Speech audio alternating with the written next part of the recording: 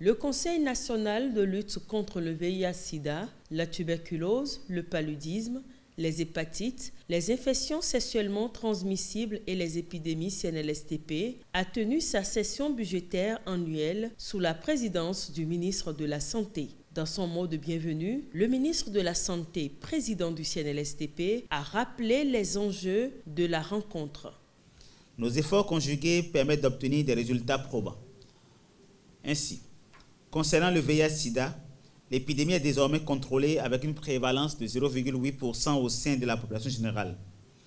Grâce à l'amélioration de la prise en charge, notamment en matière de dépistage, mais également en matière de traitement et de suivi de ce traitement, la cascade des 3x95 de l'ONU-SIDA au niveau national n'a cessé de s'améliorer. Elle s'établit actuellement à 86, 96, 91 et nous comptons bien aller encore plus de l'avant.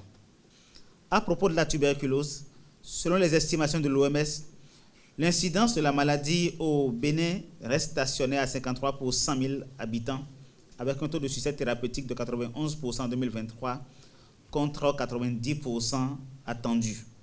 En ce qui concerne le paludisme, les campagnes de distribution gratuite de moustiquaires imprégnés d'insecticides à longue durée d'action ont permis à 89% de ménages de disposer d'une moustiquaire. La prise en charge du paludisme s'améliore avec une bonne disponibilité des intrants dans les formations sanitaires et le respect des protocoles de prise en charge. Je voudrais également confirmer que les enfants de moins de 5 ans de toutes les zones de notre pays éligibles à la chimioprévention du paludisme saisonnier bénéficient aujourd'hui de ce type de prévention. Par ailleurs, la vaccination contre le paludisme couvre 16 zones sanitaires sur les 34 que compte le pays.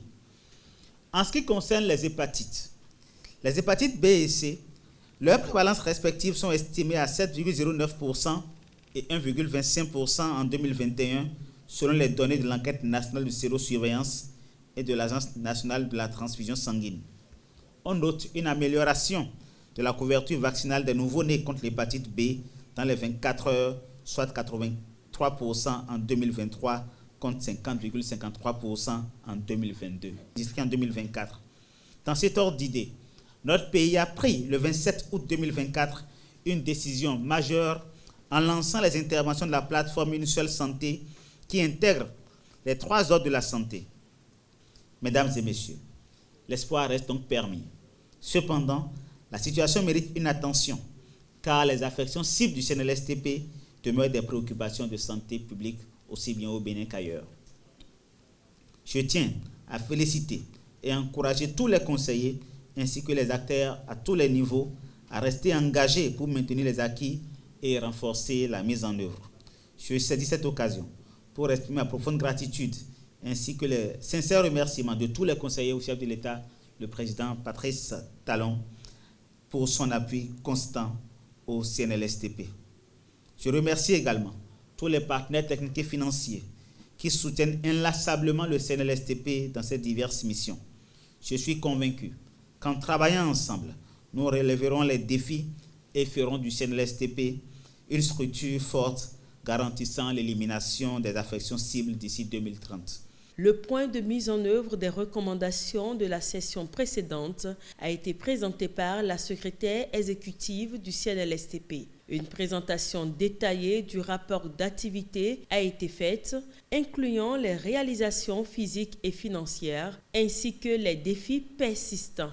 La prévision budgétaire pour 2025, essentielle pour soutenir les structures de mise en œuvre du CNLSTP, a été également dévoilée et adoptée à l'unanimité par les conseillers du CNLSTP, témoignant ainsi de l'adhésion de tous les acteurs à la stratégie nationale de lutte. Les discussions ont été marquées par les échanges constructifs autour des stratégies de lutte et de la mobilisation des ressources pour l'année à venir.